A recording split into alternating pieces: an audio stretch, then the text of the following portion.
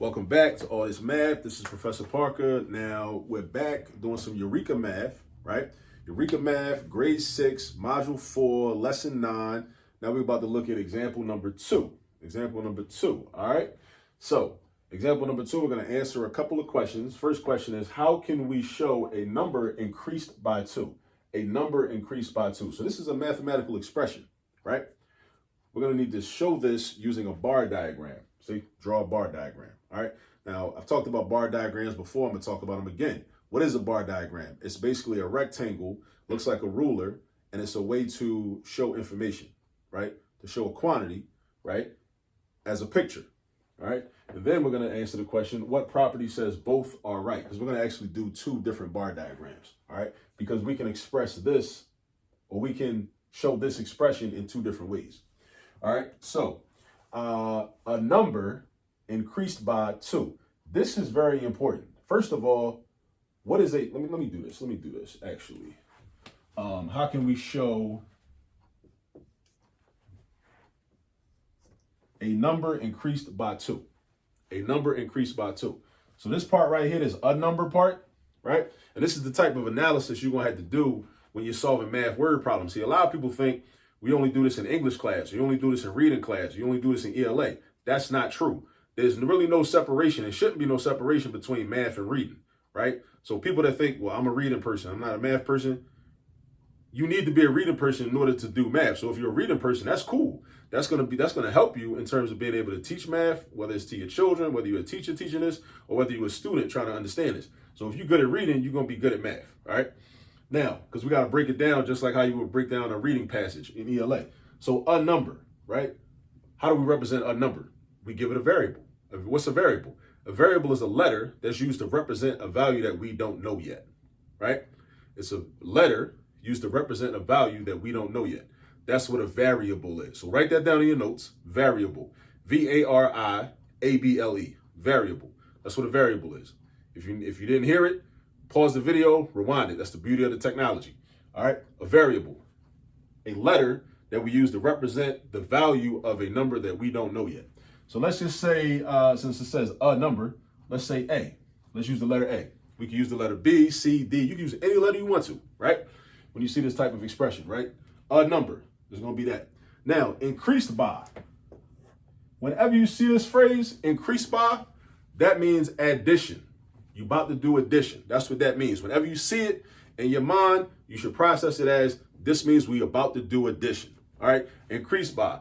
Likewise, if you see decreased by, that means we're about to do subtraction, right? And it's a bunch of different phrases that you will have to memorize. There's no way around it. Just memorize them. Write them all down. Make flashcards. Do whatever you got to do. You got to memorize them, all right? Increased by is an important one. It means addition. So that's going to be a plus sign, all right? Now, the number 2 is just a number 2. So that's just that, all right? So we have an expression A plus 2, all right? Now, how do we show that with a bar diagram, though? All right? This is how we show it with a bar diagram. So let's show A plus 2. So how do I represent A? A represents a number, but we don't know what the number is. So that means I'm going to draw a box, but how big should the box be?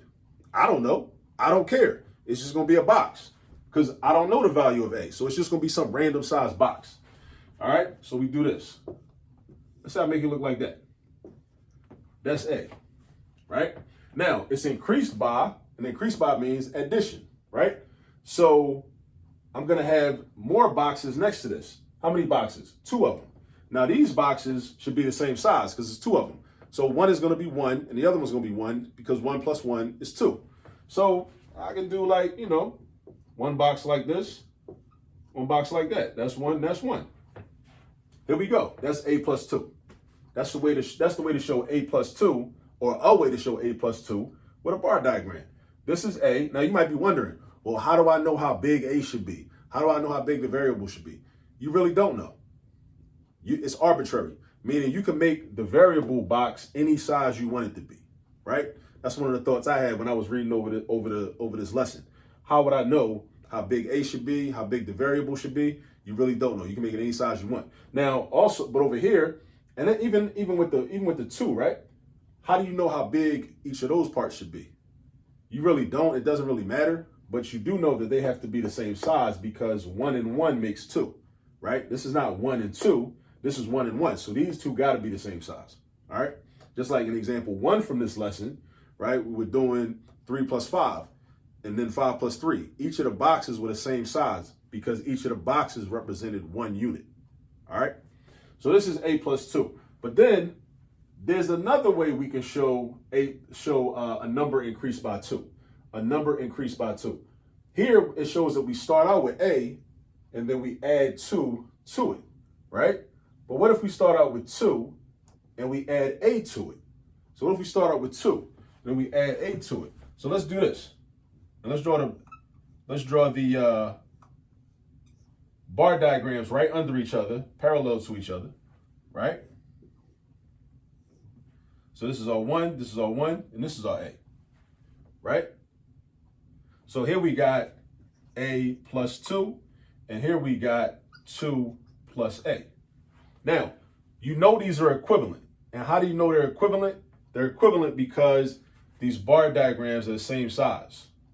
They're the same size.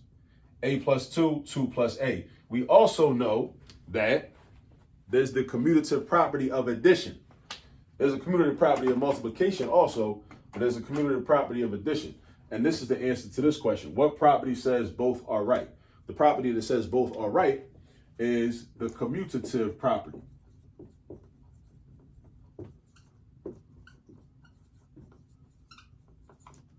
Commutative property.